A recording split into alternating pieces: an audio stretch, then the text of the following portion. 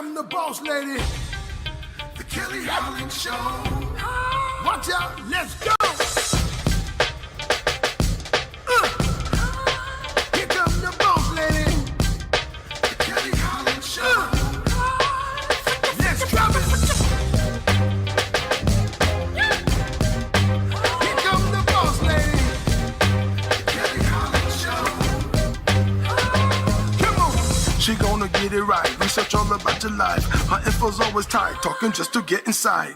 Gospel talking, Bible walking, wanna help you see. Faith is calling and she's walking with the victory. The king is on her side and she never quits. Put you on the show and you reminisce. Creative to the point where she's making hits. Business savvy is a Kelly. Are you kidding this? The Kelly Holland Show. I'm liking this. The Kelly Holland Show. Come on, y'all.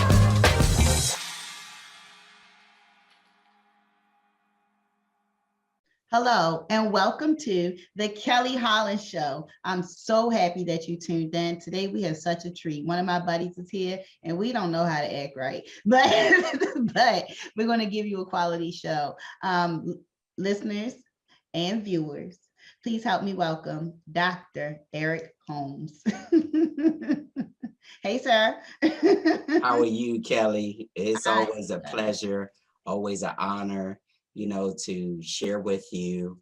I'm super excited, humble, and I'm so excited for your new journey and what you're doing. So, and you look amazing. Thank you. So I'm just looking forward for this time of sharing. Thank you for the honor, the privilege, and it's always such a joy to be in your company.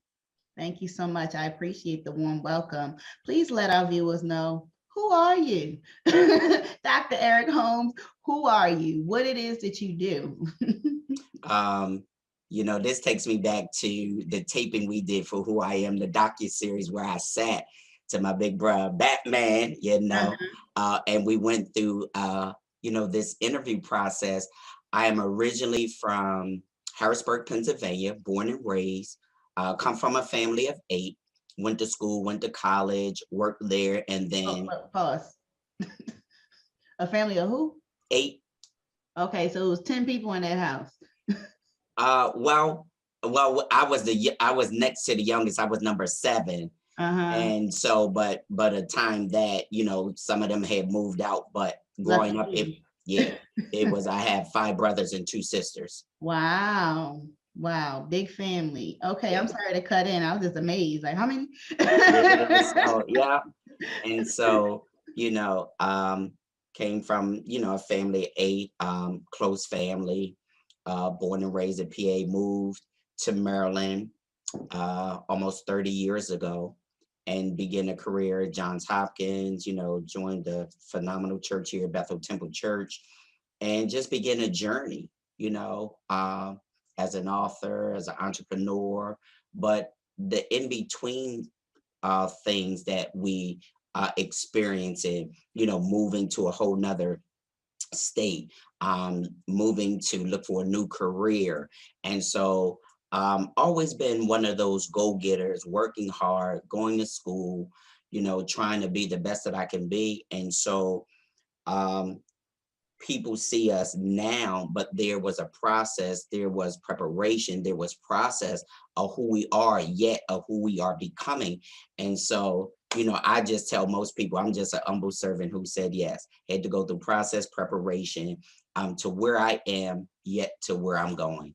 Amen to that, and such humble beginnings. And I'm so glad that you put God first, as well as your trust in him.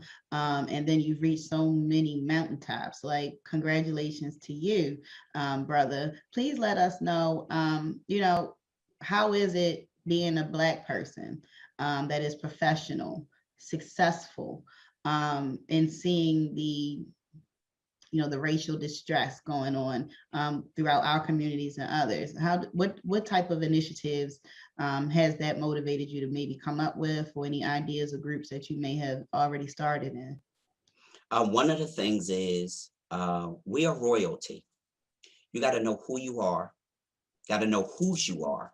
One, always keeping God first, but knowing that the family structure and culture that we come from has always been strong, been strength to us, no matter what we had to deal with. They Agreed. taught us to survive. They taught us to endure. And so the thing about it is now when we see so many different things, even at my workplace, I'm on a diversity committee. Mhm. And when before COVID, I was in the community, a lot of community events at the library, doing a lot of teachings and workshops and book signings and all of that. So giving back in the community and helping even the younger generation, you know, giving them wisdom, sharing the knowledge of what we experience so they don't have to, but learn from it. And so, Exactly.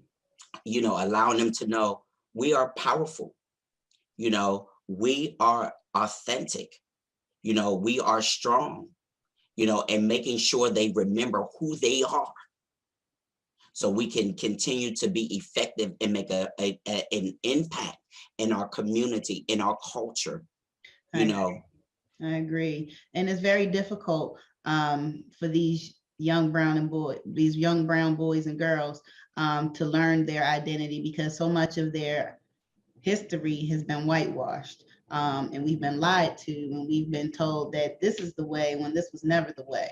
But the research is there for us to go back and to find or to identify our roots, right? But at the same time, are the resources there to help us to identify our roots? And so that loss of identity comes in, and then they latch on to whatever's on the media, right? That he who controls the media controls the masses, and so media is where it's become, I would say, the brainwashing tunnel, where so many people kind of walk into because they think it's a norm. How do you combat that within your community? How do you help people know who they are? One, you really have to, one, give structure, knowledge, clarity. Mhm. You have to allow them to see things from a different perspective, but you got to give them the culture. You got to give them history. You got to be able to sit down and be transparent and Mhm. help them and have a good listening ear, you know, so you can hear them, hear their heart, see where they are, yet so you'll know how to direct them of where to go. Yeah. But give them facts, give them truth, you know, give them experiences that you had to experience. And so give them all of this so they'll know, you know, it's more to it than doing XYZ. It's more to it than on the corner. It's more to it. Yes, we've done this. And a lot of times because there is no transparency, because there is no giving the truth and facts, or even as, you know, that saying we said what stays in, you know, what's in the home stays in the home and all that. No, you got to be transparent. You got to give people, Absolutely. because what you do is hinder. What you do is cause things for people not to really see what things really are. And so when you condition their minds and their Come on. thinking one way, Uh-huh. now they don't know the good way. They don't know another way. And so we cannot use those. What that don't work no more. We got to That be gotta transparent. receive. We got to give Exactly. them truth. You are absolutely right. I couldn't agree more. And so that's why we do projects under my life coaching. We do projects for men and women, definitely the at-risk youth and adults. And we try to teach financial literacy, workforce development, and also some life coaching. You know, that's the time that people are able to pour in and let us know how they even got to this point and what we can do to change it, what norms are very much not norms at all, but they're just like you said, that these adopted behaviors. Dr. Holmes, you've mentioned that your workplace, the infamous Johns Hopkins Hospital, has started a diversity committee. So many Fortune 500 companies and beyond have began to introduce diversity teams within the last 5 years or so. Do you think this is the corporate way of acknowledging or you know, is it a joke? Well, it isn't, because we actually have an entire department. We have a phenomenal VP, Dr. Golden, who heads up the diversity department. So, and even within different areas, we have diversity, you know, committees, teams. But you have to recognize it, one, because it's real. it's here and it's not going, whatever the diversity is, whether we're dealing with social injustice, whether we're dealing, last month they celebrated Pride and so many different diversities, that you have to bring this to the forefront. You have to talk about it. You just can't sweep stuff under the rug, because it's being brought to the forefront. It's being brought in the news. It's being brought, on social media, in articles. And so now what we do, we've got to play our part. We got to do our part so we can help those. Exactly. Audience, I love speaking to other community leaders, servant leaders, because you always get to understand their passion and why they do what they do for the community. You also get to learn who they are. And usually it's based off of our personal journeys, as well as we introduce so much passion into helping others. So Dr. Holmes, let me ask you, being the next to the youngest child in your family, such a large family, what type of off-track beginnings did you have, and how were you able to veer into Dr. Holmes? One of the things is, one, being next to the youngest, I was spoiled. So a lot that my brothers and them and my sisters and them didn't get away with, I did. And so being spoiled, and then but it also seems that you have a sense of entitlement, because I was giving a lot, but however, still taught the principles of working hard, going to school. And even though with some of the things, like I used to, most people, they laugh about it when I tell them, but my class, the people that I graduated with, which now we just celebrated 35 years for the Harrisburg High class of 86, I threw the baddest like skip day parties. I threw like the baddest parties, like period, in PA. And like when I go back, we talk about it, but we respected one another, even where I am right now in my journey. And when they see me, is because I still respect them, no matter where people are in life. We all got different paths, but we can talk about and laugh about, when we used to love to gamble, in school and play cards, or, when I threw the senior skip days and, all of that, and having, these amazing parties. Like I threw the bit from the house parties, the basement parties. And so when we talk about it now and we laugh about it, but one thing I will say is that if they needed somebody now to see where I am in my journey and where I am in life, if they needed prayer, if they needed to call on me, they know there's no judgment zone. Okay. My one buddy who will fight for me, like he's a sergeant, he was in the military, but he's a sergeant. Here's the thing. He'll say, yo, Dr. E, I need your prayer. I need your advice. You already know I got my E and J. But here's the thing.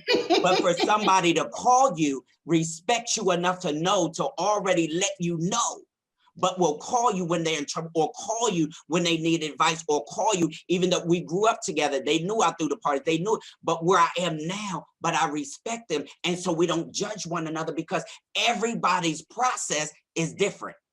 And everybody's journey is different.